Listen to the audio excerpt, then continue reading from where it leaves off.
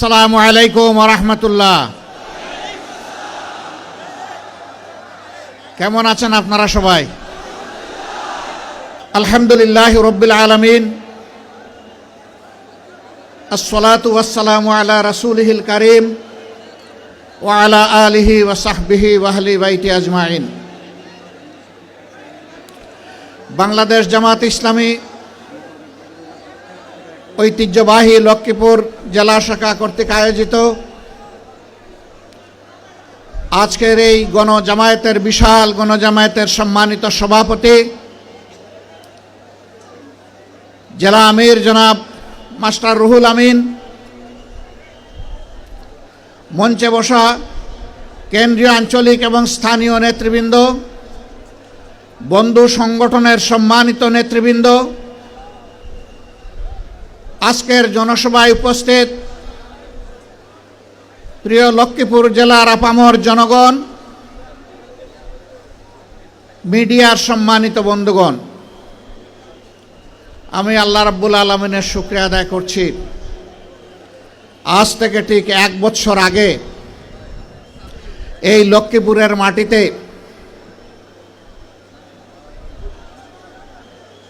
এই আঙ্গিনায় তো দূরের কথা, কোনো 1 ইঞ্চি জায়গার উপর দাঁড়িয়ে এমন একটি কথা বলতে পারবো তা কল্পনাও করি নাই। কেন করি নাই? আমার আগে জনাব মাওলানা এটিএম মাসুম বলে গেছেন, এই লক্ষ্মীপুর হাজার ঐতিহ্যের ধারক এবং স্মারক, অসংখ্য আলিম উলামার চারণভূমি, অসংখ্য জ্ঞানী গুণী ব্যক্তি এই লক্ষ্মীপুরে জন্ম নিয়েছেন। তারা দেশকে নেতৃত্ব দিয়েছেন, কিন্তু বাংলাদেশের স্বাধীনতার পর একটি গোষ্ঠী আমাদের প্রিয় লক্ষ্মীপুরকে সন্ত্রাসের জনপদে পরিণত করেছিল। বিশেষ করে একটি কুখ্যাত পরিবার, আপনারা সবাই তাদেরকে চিনেন, জানেন, আমার চাইতে বেশি চিনেন। এই সন্ত্রাসীরা আমার ভাই ডাক্তার ফয়েজ আহমদ, যাকে বলা হতো মানবিক চিকিৎসক, তাকে সহ অসংখ্য দেশপ্রেমিক মানুষকে তারা খুন করেছে। তবে যতদিন তারা ক্ষমতায় থাকে ততদিন তারা রাজা, আর যখন ক্ষমতা হারায় তখন তারা গর্তের ইঁদুর। এখন কি রাজার হালতে আছে তারা? এমন জীবনের প্রতি দীক্ষার, যেই জীবনে বাতাস পরিবর্তন হলে মানুষকে ইঁদুর বনে যেতে হয়। এমন রাজনীতিকে ঘৃণা করি, যেই রাজনীতি করতে গিয়ে দেশ ছেড়ে পালাতে হয়।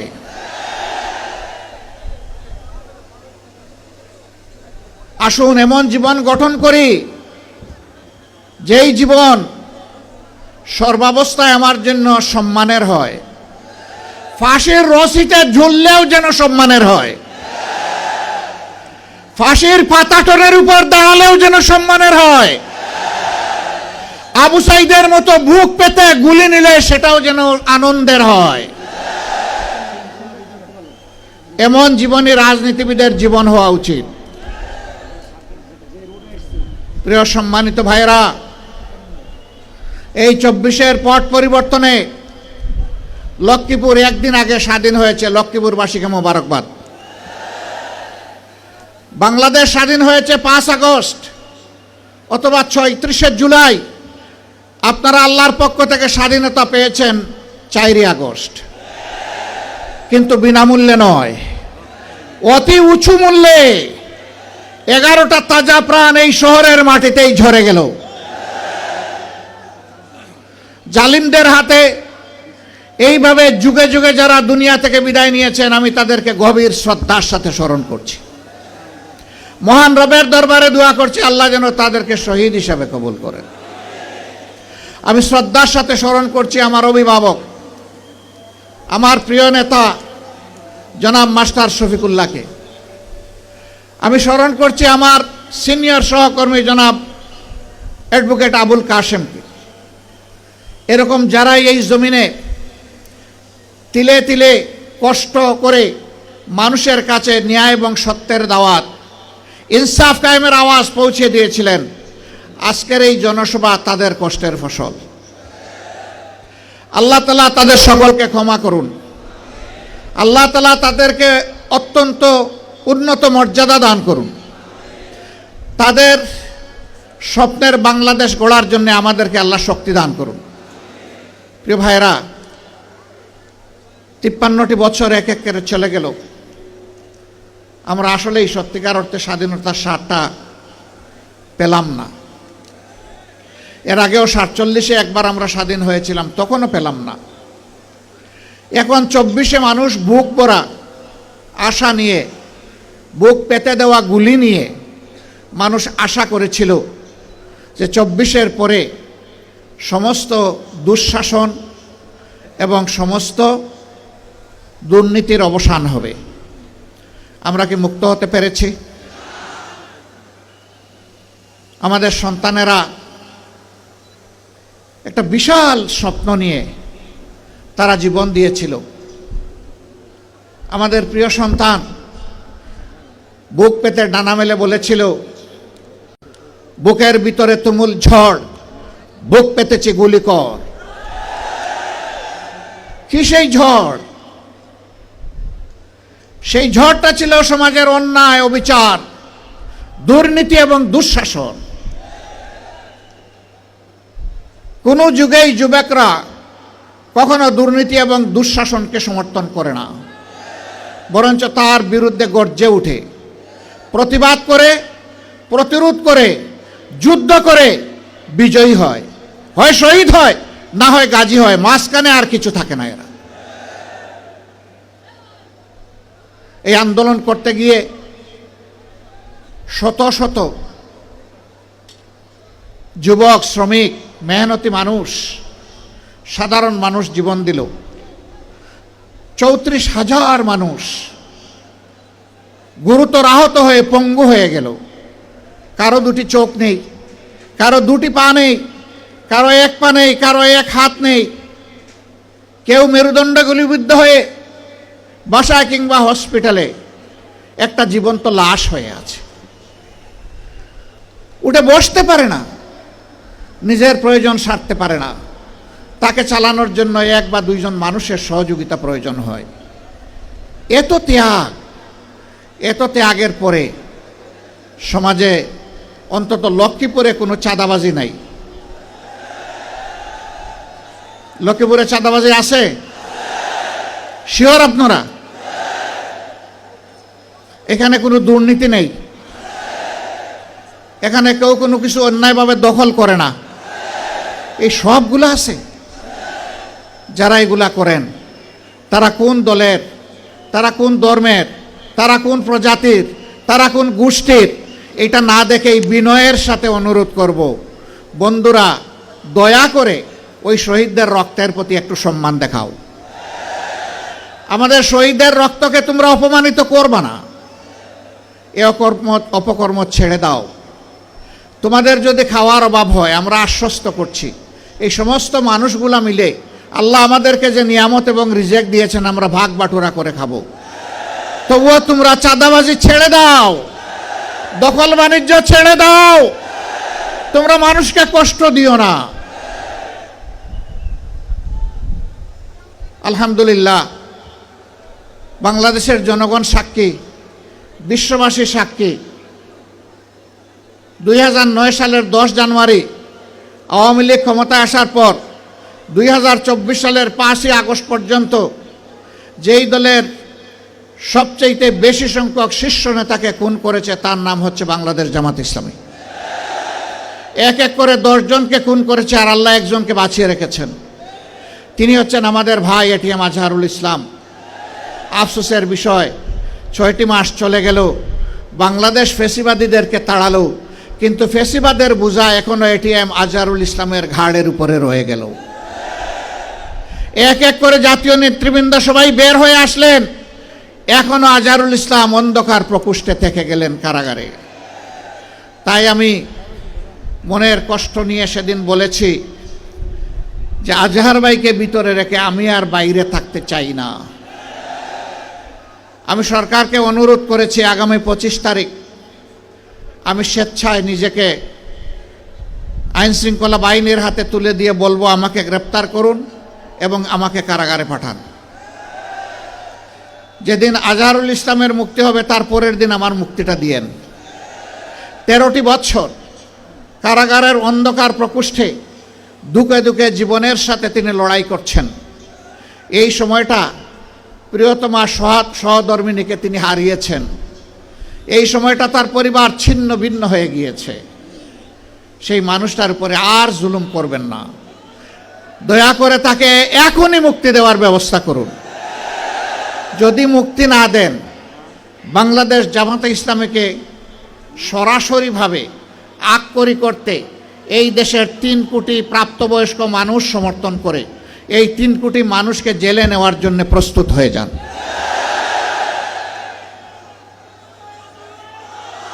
আমার সম্মানিত ভাইরা, এই 54 বছরে এই বাংলাদেশে অনেক কিছু ঘটে গিয়েছে। দফায় দফায় রক্তের বন্যা বয়ে গিয়েছে। আমি কথা লম্বা করব না, আপনাদের দিকে তাকায় আমার খুব কষ্ট হচ্ছে। আমরা ছায়ায় আছি আর আপনারা কঠোর রোদের মধ্যে আছেন। আমি খুব সংক্ষেপে 2-4টি কথা বলে শেষ করতে চাই। এই 54 বছরে অনেক দলের শাসন আপনারা দেখেছেন, অনেক আদর্শের কথা আপনারা শুনেছেন, কিন্তু সংখ্যাগরিষ্ঠ মানুষের প্রিয় আদর্শ ইসলামের শাসনটাই দেশবাসীর দেখার সুযোগ হয় নাই। জানি না এইটুকু হায়াত পাবো কিনা। মহান আল্লাহর কাছে ভিক্ষা চাই, হে আল্লাহ, এতগুলো মানুষকে যখন তুমি দৌলতে ঈমান দান করেছ, মেহেরবানি করে সেই ঈমানের সোর্স কোরআনকে বাংলাদেশের শাসন ক্ষমতায় তুমি বসায় দাও। এর জন্য তুমি আমাকে, আমার সঙ্গীদেরকে কবুল করো। এদেশের কোরআন প্রেমী মানুষগুলোকে কবুল করো। অনেকে অপবাদ ছড়ায়, পরিকল্পিত অপবাদ। বুঝলাম কোরআনের শাসন কায়েম হলে ভালো হবে, কিন্তু এদেশে তো অন্য ধর্মের মানুষরা আছে। অবশ্যই আছে। দুনিয়ার এমন কোনো রাষ্ট্র নাই যেখানে বিভিন্ন ধর্মের মানুষ নাই। বাংলাদেশেও আছে। কত পার্সেন্টেজে আসে এটা আমি বলতে চাই না। কেন বলতে চাই না? এটাও আর একটা বৈষম্য। আমরা গভীরভাবে বিশ্বাস করি এদেশে যারাই জন্মগ্রহণ করবে তারা এদেশের গর্বিত নাগরিক। ধর্ম তার নিজস্ব ব্যাপার। রাষ্ট্রের দায়িত্ব হচ্ছে নাগরিকের হাতে তার অধিকার তুলে দিতে হবে। আমাদের সংবিধান, বিদ্যমান সংবিধান ও অধিকারের কোনো তারতম্য এখানে নেই এবং কোরআনের সংবিধানেও নাই। সেদিন একজন অমুসলিম দায়িত্বশীল নেতা আমাকে জানতে চাইলেন, তো যদি নাই তাহলে আমাদের কাছ থেকে আলাদা একটা কর নেবেন কেন ইসলামী রাষ্ট্র হলে? আমি বললাম, আপনি যথার্থই বলেছেন। আপনি কি ইসলামী রাষ্ট্রে জাকাত দেবেন? কই না, তা তো প্রশ্নই উঠে না। আমি মুসলমান না, আমি জাকাত দেব কেন? আমি বললাম, তাইলে এইটাকে এখানে রাখলাম যে মুসলমানরা জাকাত দেবে। আপনি এগ্রি? বলে যে হ্যাঁ, আমি এগ্রি। আমি বললাম, রাষ্ট্রের উন্নয়ন এবং অধিকার সবার জন্য যদি সমান হয়, তো একজন জাকাত দিল, অর্থাৎ একটা ট্যাক্স দিল, ইসলামী ট্যাক্স, আপনি কিছুই দিলেন না, তো অধিকার সমান পাবেন কিভাবে? আপনাকেও একটা ট্যাক্স দিতে হবে। ওই ট্যাক্সটাই শুধু আপনার কাছ থেকে নেওয়া হবে। তবে হ্যাঁ, কোনো মানুষ সে যে ধর্মেরই হোক, মুসলমান যদি সম্পদশালী না হয় তার উপরে কোনো জাকাত ফরজ নাই, আর জাকাতের নফল বলেও কিছু নাই। গরিব সাদাকা করতে পারবে, কিন্তু তার উপর জাকাত ফরজ নয়। ঠিক অনুরূপভাবে একজন হিন্দু, বৌদ্ধ, খ্রিস্টান, তিনি যদি অসহায় হন, গরিব হন, তিনি ট্যাক্স দিবেন না, উল্টা রাষ্ট্র তার দায়িত্ব নেবে। কর্মক্ষেত্রে যোগ্যতাটাকেই প্রাধান্য দেওয়া হবে। বলবেন তার কোনো প্রমাণ? আলহামদুলিল্লাহ, আমি নিজেই তার প্রমাণ। আপনারা মিডিয়ায় দেখেছেন, ছোট্ট একটি মেডিকেল কলেজ আমার হাতে গড়ে উঠেছে। মানুষ বলে এটা অনেক বড় মেডিকেল কলেজ, আমি বলি খুব ছোট মেডিকেল কলেজ। দুনিয়াটাই ছোট, আর মেডিকেল কলেজ কত বড় হবে? সেখানে 2200 কর্মকর্তা কর্মচারী কাজ করেন। সেখানে বাংলাদেশে বিদ্যমান 4 ধর্মের সকল ধর্মের মানুষ আছেন। সেখানে গুরুত্বপূর্ণ দায়িত্বে হিন্দু, বৌদ্ধ, খ্রিস্টান ধর্মের মানুষেরা আছেন, যেমন আছেন ইসলাম ধর্মের অনুসারীরা। আমরা ওখানে ধর্ম দেখে তাদেরকে নিয়োগ দেইনি, আমরা দিয়েছি আমার এই প্রতিষ্ঠানের আমানত কার কাছে নিরাপদ, কে যোগ্যতার সাথে আমার রোগীদেরকে সেবা দিতে পারবে, আন্তরিকতার সাথে সেবা দিতে পারবে, আমরা তাদেরকে সেখানে নিয়োগ দিয়েছি। ছাত্রীদের জন্য ডেজিগনেটেড এই মেডিকেল কলেজ, এখানে ছাত্র ভর্তি করি না আমরা।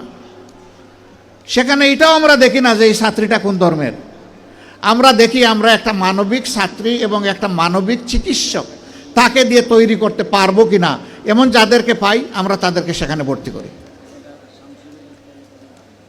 এটি ছোট বাংলাদেশ। জামাতে ইসলামীর বর্তমান কেন্দ্রীয় কর্মীর প্রতিষ্ঠান, এটা যেমন হবে আগামী বাংলাদেশও ঠিক তেমন হবে ইনশাল্লাহ।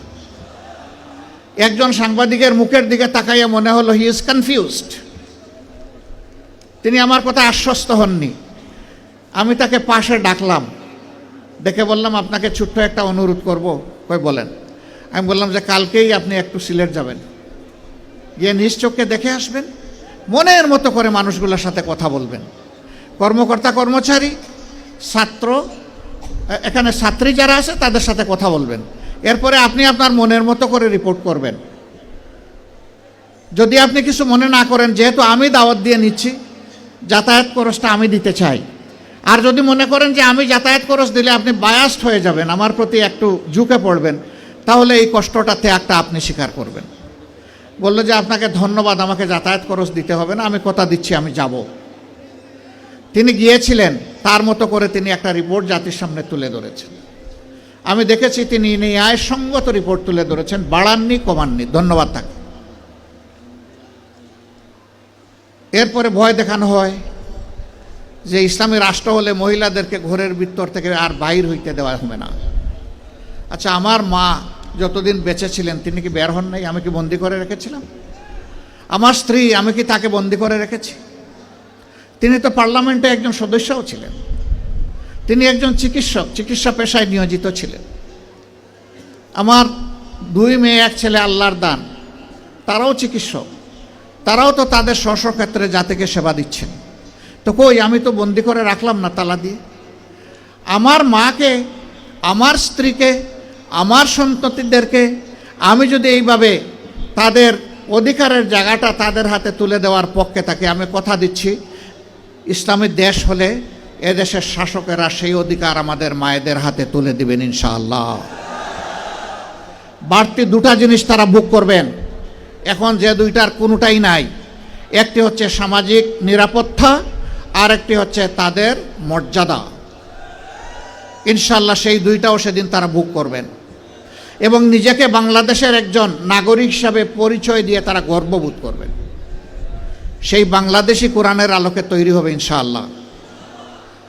এখন আমরা যারা বলি যে কোরআন এক জিনিস, রাজনীতি আরেক জিনিস, না ভাই, এটা ঠিক না। দুনিয়ার সর্বশ্রেষ্ঠ রাষ্ট্র ছিল মদিনা কেন্দ্রিক রাষ্ট্র।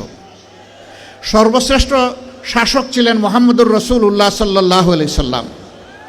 তিনি একটা আদর্শের ভিত্তিতে শাসন করেছেন। সেই আদর্শটা কি? আল কোরআনের আদর্শ, ইসলামের আদর্শ, আল্লাহর দেওয়া আদর্শ।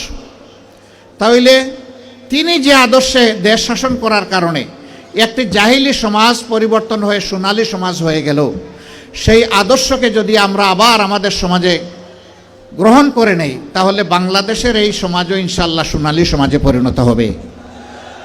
অতীতে সোনার বাংলা কায়েম করতে গিয়ে শ্মশান বাংলা কায়েম করা হয়েছে। কোরআনই একমাত্র সোনার বাংলার গ্যারান্টি দিতে পারে, আর কিছুই দিতে পারবে না। ইতিমধ্যেই বাংলার জমিনে তার পরীক্ষা নিরীক্ষা শেষ। এখন হবে ইনশাআল্লাহ কোরআনের বাংলাদেশ। যারা কোরআনকে খণ্ডিত করতে চান অথবা সহ্য করতে চান না, তাদেরকে আমরা বিনয়ের সাথে বলতে চাই, এ দেশের আপামর জনতা বাঁচতে চায় কোরআন বুকে নিয়ে। মরতে চায় কোরআন বুকে নিয়ে, আল্লাহর সামনে দাঁড়াতে চায় কোরআন বুকে নিয়ে। কোরআনকে আমাদের থেকে বিচ্ছিন্ন করা যাবে না ইনশাআল্লাহ। এই দেশে যতগুলা ইসলামী দল আছে সবগুলার দিকে আপনারা তাজা চোখ দিয়ে তাকিয়ে দেখুন। আমি বেশি দূরে যাব না, 5 আগস্ট থেকে শুরু করে আজকে এই 22 ফেব্রুয়ারি পর্যন্ত এই সামান্য পরিক্রমায় কোথাও আপনি দেখবেন না ইসলামী দলের কোনো লোক এখন জাতির উপরে জুলুম করছে, চাঁদাবাজি করছে, দখলদারির সাথে জড়িয়ে গেছে। কোথাও দেখবেন না। তার একমাত্র কারণ তারা কোরআনকে সম্মান করেন এবং বুকে ধারণ করেন। তার একমাত্র কারণ তারা আল্লাহ সুবহানাহু ওয়া তাআলাকে ভয় করেন। যাদের অন্তরে আল্লাহর ভয় আছে তারা মানুষের উপর জুলুম করতে পারে না। তারা মানুষকে ভালোবাসে, তারা মানুষকে শ্রদ্ধা করে। তারা দেখে না এ মানুষের পেশা কি, শিক্ষা কি, তার গোষ্ঠী কি, এইটা দেখে না। দেখে সে আল্লাহর সৃষ্টি আশরাফুল মাখলুকাত। আল্লাহ যাকে শরাফতি দান করেছেন আমার দায়িত্ব তাকে সম্মান করা। আমরা মানুষকে ছোট হিসাবে দেখি না কাউকে, আমরা সমস্ত মানুষকে দেখি আল্লাহর শ্রেষ্ঠ জীব হিসাবে। আপনাদের পাশেই বিশাল নদী আছে। আমি একবার বরিশাল থেকে লঞ্চে ঢাকায় ফিরলাম সকালবেলা, সামার সিজন ছিল, গ্রীষ্মকাল। গাড়িতে উঠেছি, এ গল্প আমি বহু জায়গায় বলেছি, আমি এই লুপ ধরে রাখতে পারি না। কিছু দূর যাওয়ার পরে আমার চালককে বললাম থামো। সে বলল স্যার সামনে ময়লার ভাগাড়, দেখতেও খারাপ আর গন্ধ আসতেছে। আমি বললাম এখানেই থামো, এখানে আমার কাজ। আমি 20 থেকে 22 মিনিট বসে আছি গাড়িতে। মাঝে মাঝে সেও আমার মুখের দিকে একটু ঘুরে তাকায়। আমার পাশে বসে একজন সহকর্মী, তিনিও তাকান। তারা বুঝতে পারছেন না যে কেন এই জায়গাটায় আমি দাঁড়িয়ে আছি, কিছু বলছিও না, করছিও না। ওই সময়টা পরে গাড়ির দরজা খুলে বের হলাম। তখন এই জল্লাদের শাসন চলতেছে বাংলাদেশে, 2015 সাল। আমার সঙ্গী আমাকে বললেন আপনি গাড়িতে বসেন, কি করতে হবে আমাকে বলেন, আমি সেরে আসি। আমি বললাম better you come with me, আপনিও আসেন আমার সাথে আসেন। দরজা খুলে পিছনের দিকে হাঁটা শুরু করলাম। ড্রাইভার বলতেছে স্যার গাড়ি ব্রেক করি। আমি না, এখানে থাকো। একটা খাবারের দোকানে গিয়ে ঢুকলাম, কিছু খাবারের প্যাকেট নিলাম, পানি নিলাম, নিয়ে আবার এসে গাড়িতে বসলাম। এবার চালক বলতেছে স্যার যাই। আমি বললাম না, আমার কাজ শেষ হয়নি। 5-7 মিনিট পরে আমি গাড়ির দরজা করে আবার নামলাম। সঙ্গীকে বললাম ভাই এই প্যাকেটগুলো নেন, আসেন আমার সাথে, আমিও কিছু নেই আপনিও কিছু নেন। গিয়ে ওই ময়লার ভাগাড়ের কাছে হাজির হলাম। ততক্ষণে একদল লোক যারা এই ময়লাগুলা বেলচা দিয়ে ডাম্পিং ট্রাকে উঠিয়ে শেষ করেছে, এখন বেলচা ছুঁড়ে ওখানে ফেলে দিয়েছে। তাদেরকে গিয়ে সালাম দিলাম। 5 জন লোক আসসালামু আলাইকুম, জবাব দেয় না, মুখের দিকে তাকায়। আবার সালাম দিলাম আসসালামু আলাইকুম, এবারও জবাব পেলাম না, আবারও মুখের দিকে তাকায়। এরপরে বললাম কি ভাই আপনাদের মধ্যে কি কেউ মুসলমান আছেন? একজন ভীষণ রাগ করে বলল আমি শুধু মুসলমান না, বাকি ওরা তো সব মুসলমান, তো জবাব দেয় না কেন? বললাম কোনো সমস্যা নাই, আবার সালাম দিচ্ছি আসসালামু আলাইকুম। এবার সবাই সমস্যারে জবাব দিল ওয়ালাইকুম আসসালাম। জিজ্ঞেস করলো আপনি কে? বললাম আপনাদের জাতি ভাই। আপনি কি সিনেমা করতে আসছেন? আমার এই চেহারা দেখে মনে হয় যে আমি সিনেমা করতে আসছি। কয় না, তা তো মনে হয় না, কিন্তু আপনার কথাবার্তায় তো এরকমই মনে হচ্ছে। তো আপনি কেন আসছেন? আমি বললাম আপনাদের হাত ধুইতে আসছি। ওই শুনেন আমরা গরিব মানুষ, আমাদেরকে নিয়ে উপহাস করবেন না।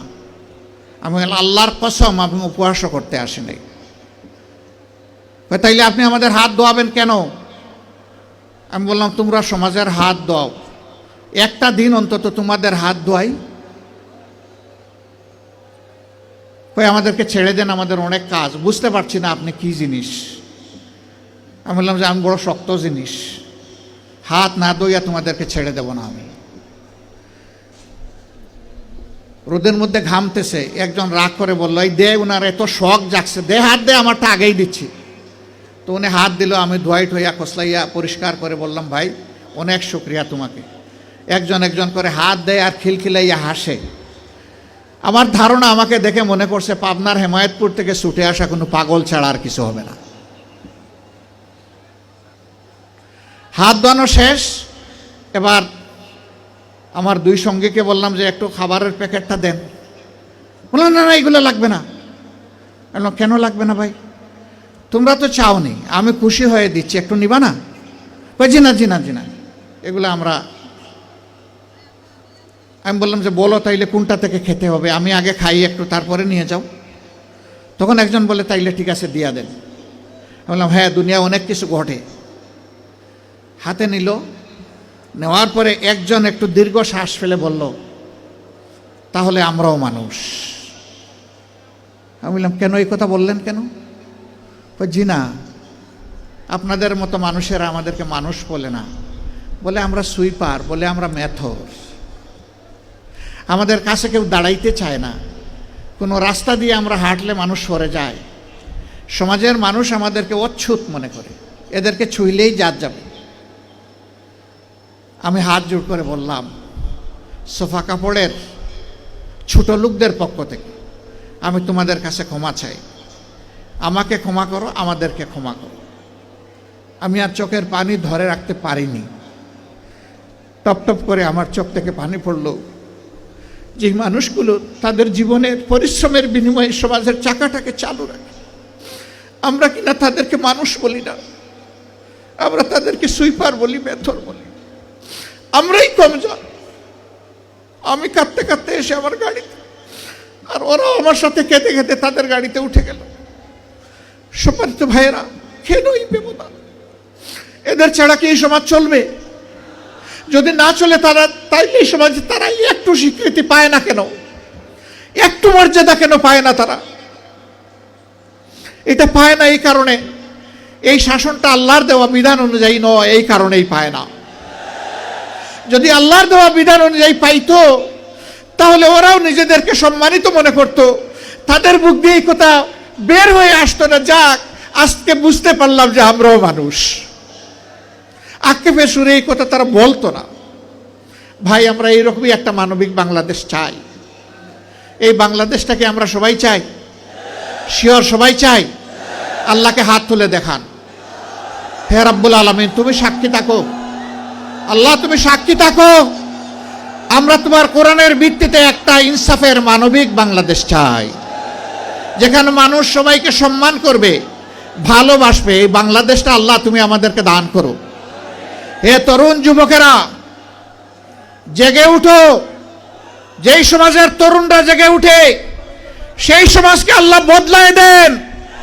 24-এর 5 আগস্ট সেলুট যুবকরা, তোমাদেরকে তোমাদের জীবন বাজি রাখা লড়াইয়ের কারণে আল্লাহ আমাদেরকে আপাতত মুক্ত করে দিয়েছেন। চিরমুক্তির জন্য এবার জেগে উঠো, এবার শপথ নাও, আমরা বাংলাদেশকে কোরআনের আলোকে গড়বই গড়ব ইনশাআল্লাহ। আমিও তোমাদের সাথে চুল পাকা, ব্রু সাদা হওয়া, দাড়ি সাদা হওয়া এক জীবন্ত যুবক। লড়াইয়ের ময়দানে তোমাদের সাথে আমাকে পাবা, মিছিলের পিছনে নয়, সামনের কাতারে থাকবো ইনশাআল্লাহ।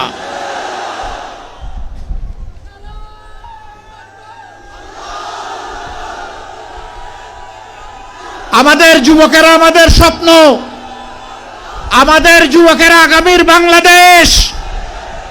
এই যুবকদের হাতে বাংলাদেশের দায়িত্ব আমরা তুলে দিতে চাই। হে যুবকরা, তোমরা তৈরি হও, ইনশাআল্লাহ তোমরা পারবা। আলহামদুলিল্লাহ তোমরা অতীতে পেরেছো, আমরা তোমাদেরকে বুকে আলিঙ্গন করে কপালে চুমু দিয়ে তোমাদেরকে এগিয়ে দিব ইনশাআল্লাহ। মা বোনেরা, এই যুবক সন্তানদেরকে এখন থেকে তৈরি করুন, আল্লাহর কাছে তৌফিক চান। হে আল্লাহ, প্রিয় দেশে ইজ্জত নিয়ে বাঁচতে চাই, শান্তি নিয়ে বাঁচতে চাই, নিরাপত্তা নিয়ে বাঁচতে চাই। এই জন্য আমার সন্তানকে তোমার কাছে ওয়াকফ করে দিলাম। আমি মায়েদের কাছে সেই আহ্বান জানাবো। আমার এই আওয়াজ আজকে বাংলাদেশের এবং বিশ্বের যতটি মায়ের কানে যাবে, ও আমার পরম শ্রদ্ধাভাজন মা, আমি আপনাকে বিনয়ের সাথে অনুরোধ জানাচ্ছি, সেজদায় পড়ে এমন মুজাহিদ সন্তানের জন্য আল্লাহর কাছে তৌফিক চান। লক্ষ্মীপুরের অনেক দাবি, অনেক চাহিদা। লক্ষ্মীপুরকে ফুলের বাগানে সাজানোর সুযোগ ছিল, কিন্তু এই লক্ষ্মীপুরকে ছোপ ছোপ রক্ত আর খাড়ি খাড়ি লাশ দিয়ে সাজানো হয়েছিল। ইনশাআল্লাহ মানবিক বাংলাদেশ, ইনসাফের বাংলাদেশ, কোরআনের বাংলাদেশ কায়েমের মধ্য দিয়ে আমরা লক্ষ্মীপুরবাসীর স্বপ্ন বাস্তবায়নে তাদের সাথে থাকব, তাদের বুকের ভিতরে থাকব। সকল ন্যায্য দাবি পূরণে আমরা অঙ্গীকারবদ্ধ। আপনাদের দাবি আমাদেরও দাবি। আমার বাড়ি সারা বাংলাদেশ। আমাকে লোকেরা জিজ্ঞেস করে আপনার ঠিকানা, আমি বলি সাধারণ পরিবহন সমগ্র বাংলাদেশ। বলে বুঝলাম না। আমি বুঝলাম এটাই কথার কথা। একটা দলের দায়িত্ব আমার উপরে আছে। আমার বাড়ি এখন আর নির্দিষ্ট কোনো জায়গায় হবে না, বাংলাদেশের প্রতি ইঞ্চি মাটি এখন আমার ঠিকানা। অতএব লক্ষ্মীপুরও আমার ঠিকানা। আপনারা কষ্ট করে এসেছেন, তির্যক রোদের মধ্যে বসে কথাগুলো শুনেছেন। আপনারা ভালোবাসা বুকে নিয়ে এখানে এসেছিলেন, তাই না? সত্যি আপনারা ভালোবাসা নিয়ে এসেছিলেন? কার জন্য এই ভালোবাসা? কার জন্য এই ভালোবাসা? হে আল্লাহ, তুমি সাক্ষী থাকো, তোমার জাতের কসম, আমাদের সমস্ত ভালোবাসা শুধু তোমার জন্যে। এই ভালোবাসাকে মায়া করে তুমি তোমার প্রিয় জান্নাতে পৌঁছে দিও রব। আর এই ভালোবাসা দিয়ে তুমি এই বাংলাদেশকে সুন্দর করে দাও, পাক সাফ করে দাও। সবাইকে অসংখ্য ধন্যবাদ। আল্লাহ হাফিজ। বাংলাদেশ জিন্দাবাদ। বাংলাদেশ জামাতে ইসলামী জিন্দাবাদ। আসসালামু আলাইকুম ওয়া রাহমাতুল্লাহ।